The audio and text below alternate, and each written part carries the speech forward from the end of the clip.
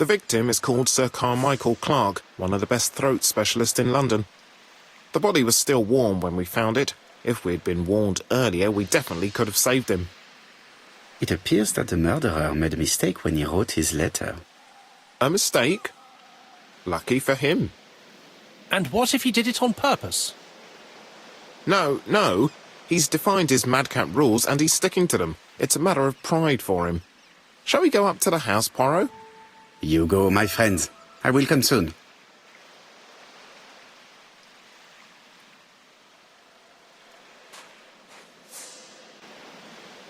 Jap has emptied the victim's pockets and has laid out their contents on this piece of wax cloth.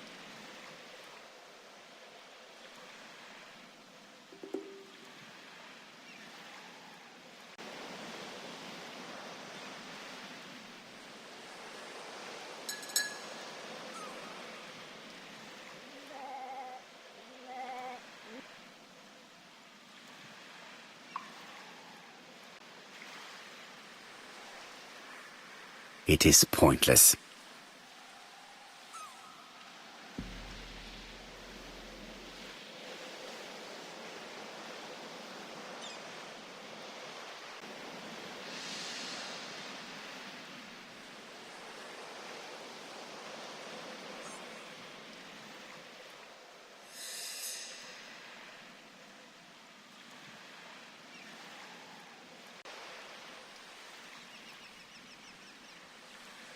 An oriental dragon. It's an old piece, much older than the pocket watch on which it was fastened.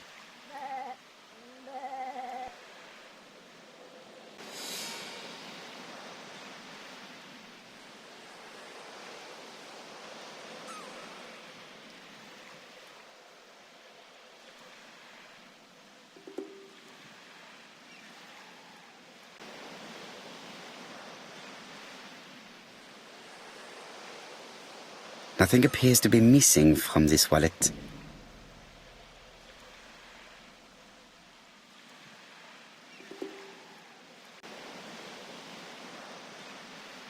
A signet ring, very probably with the Clark family's coat of arms.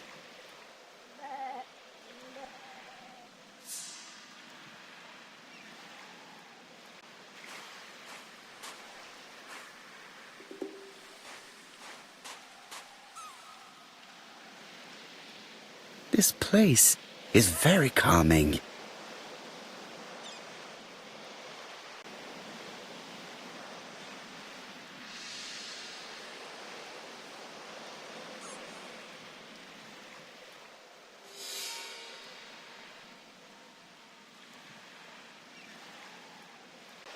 The site is exceptional. It is easy to imagine that Sir Carmichael used to enjoy stopping here every evening.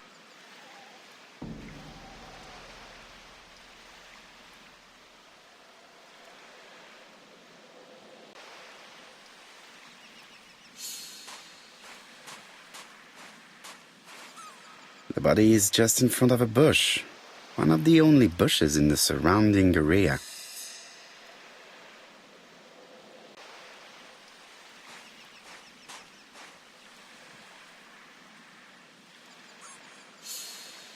The gravel on the path has been sprayed with blood that covers a conical-shaped area, which starts at the body and becomes wider as it moves further from the bush.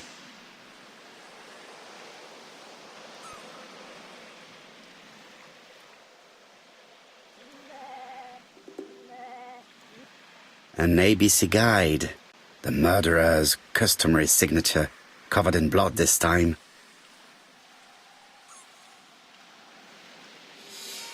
Sir Carmichael's throat was cut.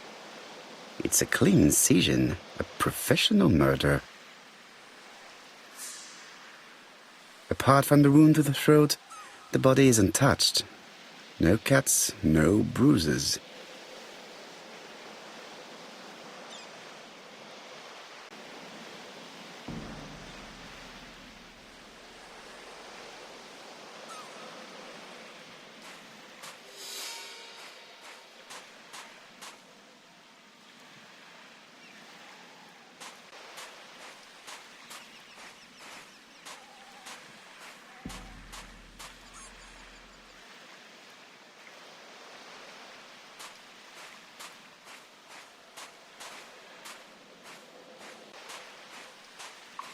The vegetation behind the bush has been trampled. Let us now try and get our brain cells to work.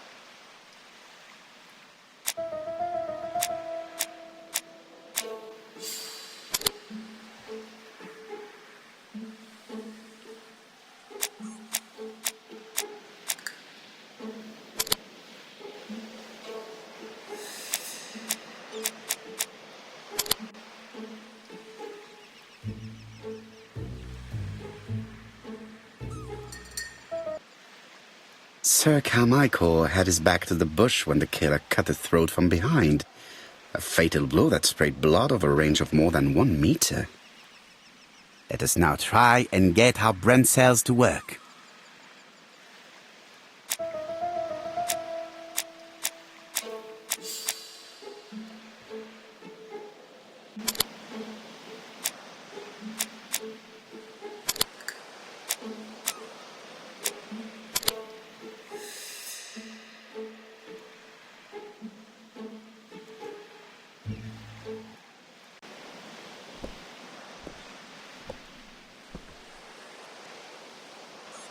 Have you finished, Poirot? Chief Inspector, many questions remain unanswered, but I am certain of one thing.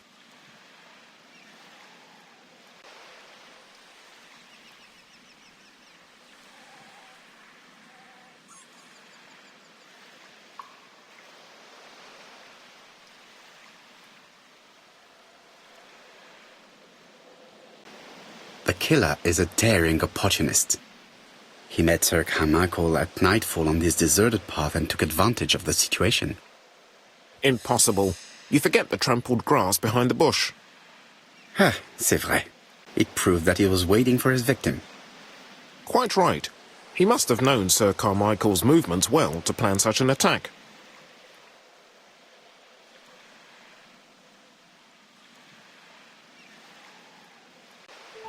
The murderer struck with terrible savagery. Yes, blood flowed. It's the first time he's attacked a man. He armed himself accordingly. Have you spoken to the victim's family, Chief Inspector? I've spoken to the brother, Franklin Clark. I didn't get much out of him. He's yours. I must get the body removed.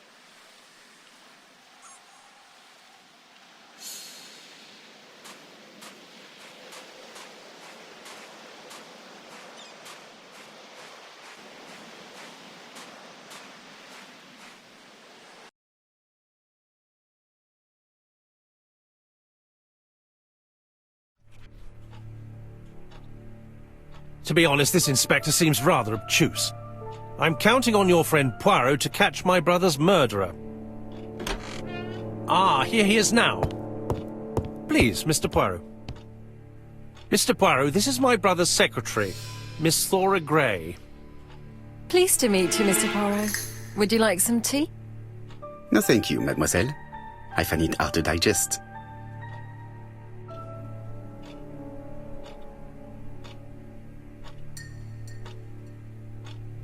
There is something elegant about her.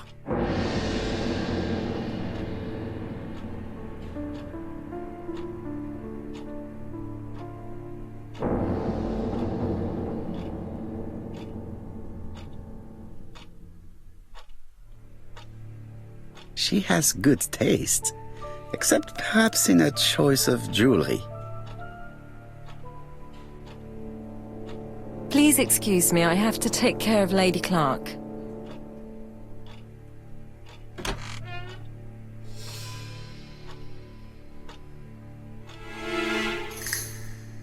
It is a once-in-a-lifetime opportunity to question him. My brother's wife is gravely ill. You will probably want to question her, but I fear that it won't be possible today.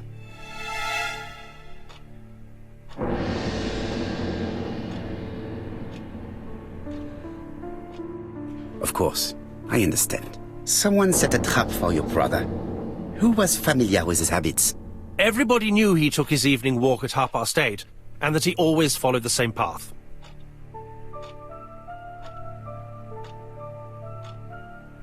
And did people of the village know Sir Carmichael's habits?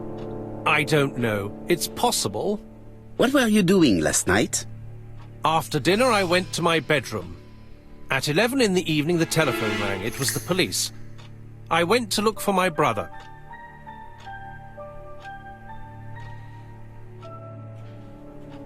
Was it a dark night? It was a new moon. I took a lantern. So it was you who found the body. Yes, along with the gardener. Have you seen any strangers around the house recently? No. As far as I know, nobody has been near the house.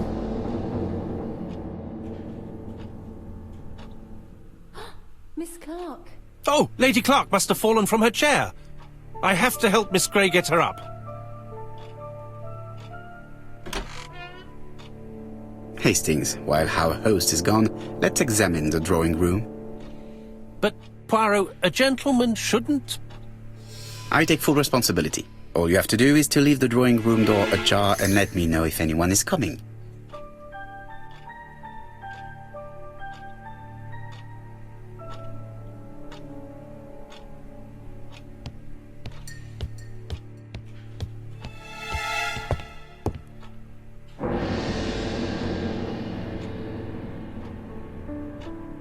A turtle.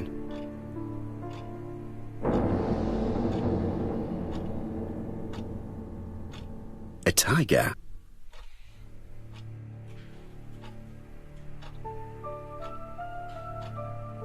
A crane?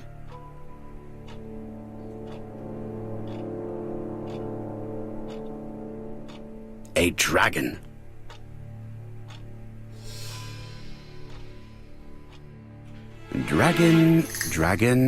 Dragon. Sir Carmichael showed himself to be very consistent in his collection's theme.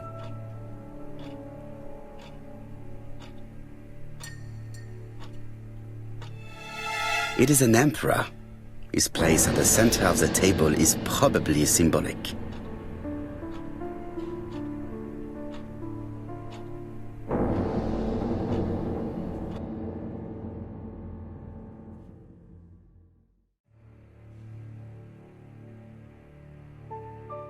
Comside's private collection, purchases since 1920. The catalogue for Sir Carmichael Clark's collection.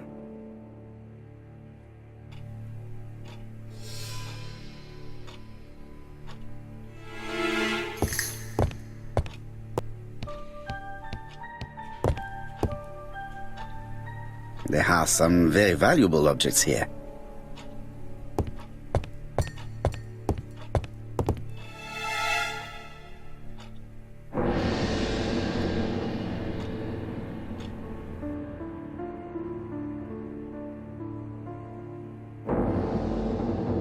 Compass, point to the south.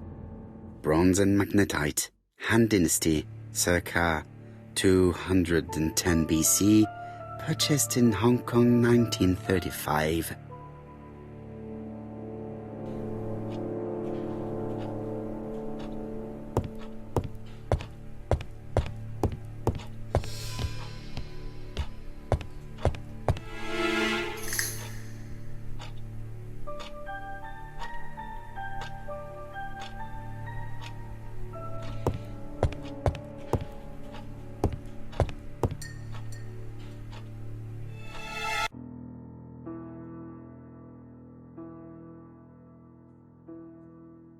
The cardinal points. This book could maybe help me. Each cardinal point is associated with one animal and one color. In the middle sits the imperial dragon, and out of respect, all the others are turned towards him.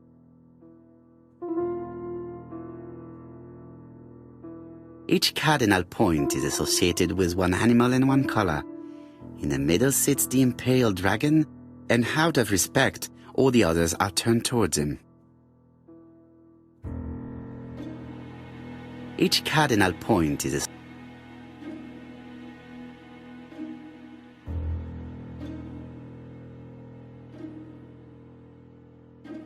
turtle, the dragon, the crane, and the tiger. I think I've already seen this motif somewhere.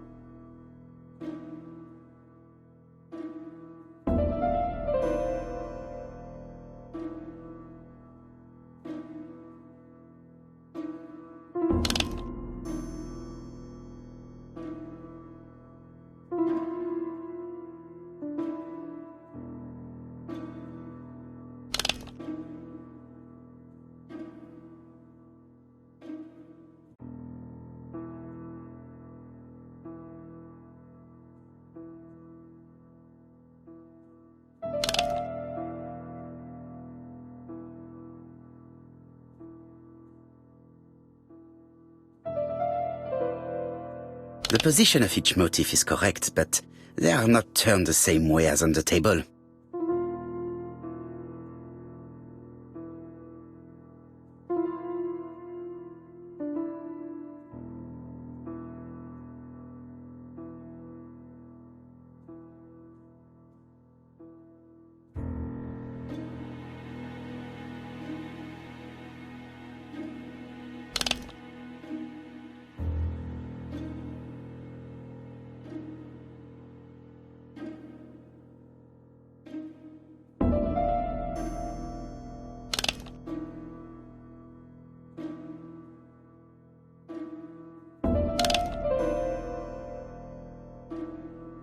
The position of each motif is correct, but they are not turned the same.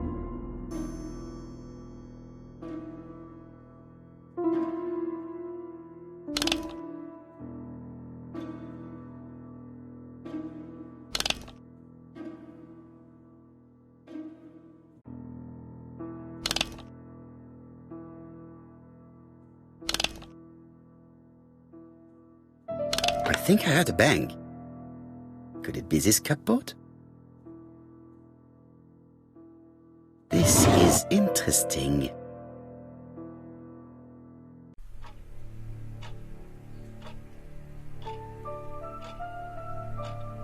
These daggers are only ceremonial weapons. I do not think that the crime weapon is here.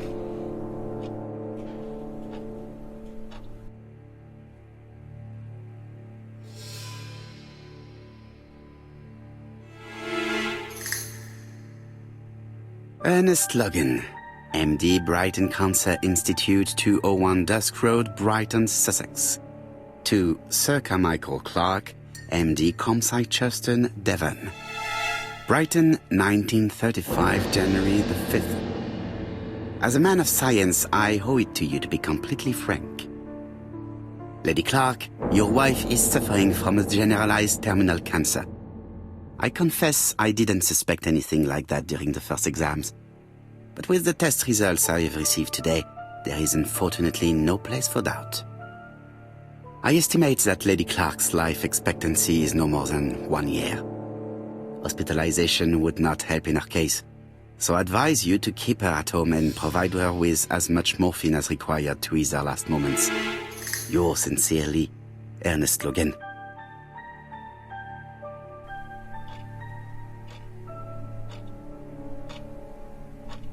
Here's Miss Gray. Sorry to keep you waiting. Lady Clark's condition requires regular care. I believe you want to ask me a few questions. Indeed, mademoiselle. This porcelain is remarkable. Is it old? It's about 3 centuries old, I believe. Wait, let me find the reference.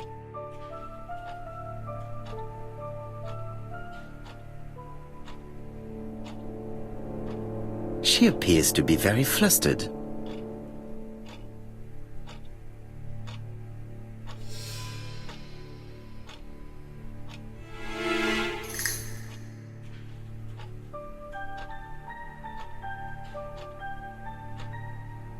She's unable to hide her emotion, and her makeup has been disturbed.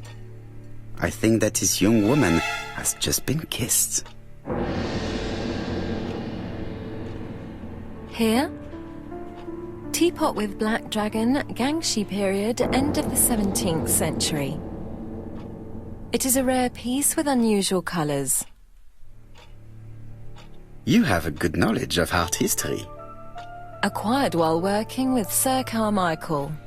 I used to help him manage his collection and choose his new acquisitions.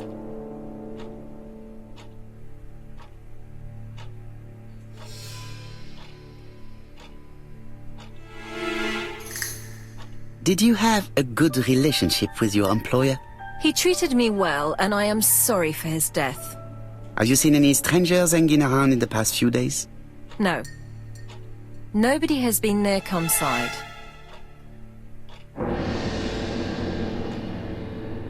Tell me what happened last night. After dinner?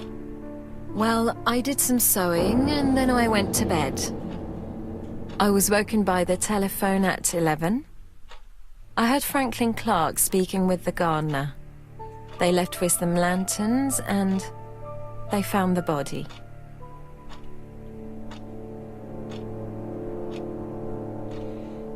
Why do you hate Franklin Clark? But why would I hate him?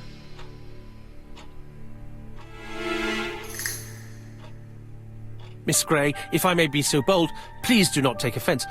My friend has rather unusual methods, but all he wants is to find the murderer. Yes, I understand.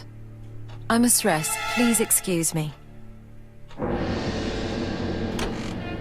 Earlier, you asked me to watch the living room door for you. I don't wish to be indiscreet, but sometimes a gentleman stumbles upon a secret without intending to. That is sometimes the case. And I saw Franklin Clark kissing Miss Gray at the foot of the stairs. Do you think this is a common occurrence? No, I saw emotion, intensity. I think it was their first kiss. Well done, mon ami. Well spotted. However, I don't think I completely understand this business. Why did Sir Carmichael not defend himself? He appeared to have been active and strong. The murderer did not give him a chance. Let us try and reconstruct the scene.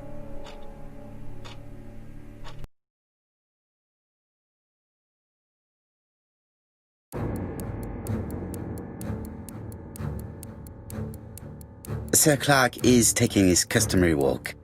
Our killer is hiding behind a bush.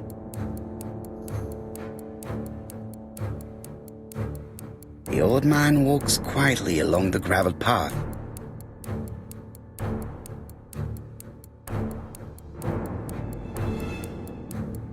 Then he turns towards the sea to gaze at it.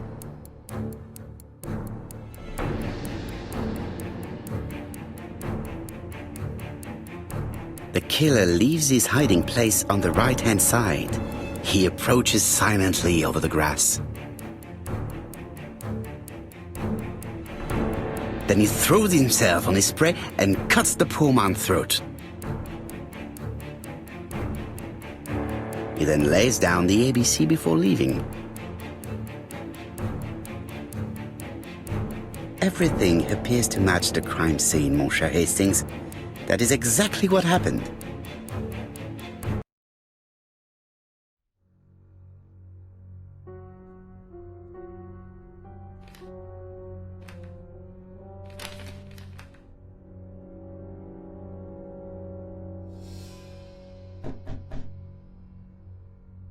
Oh, just a minute. I'm getting dressed.